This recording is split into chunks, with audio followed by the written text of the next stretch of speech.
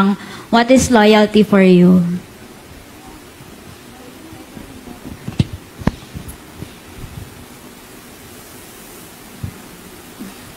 Loyalty for me is being contented. Because if you're contented, you won't look for any more person, right? So, loyalty equals your contentment.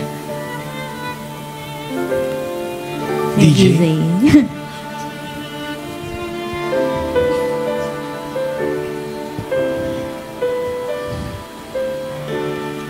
Alam mo sinong pinaka-loyal?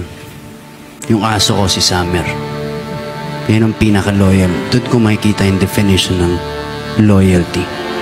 Na kahit ano man ang pinagdadaanan ko ngayon, kung ano mang sitwasyon ng emosyon ko ngayon, sino ako ngayon, tatanggapin ako ng buong buo. No? Yun ang loyalty. Walang judgment kung sino ka.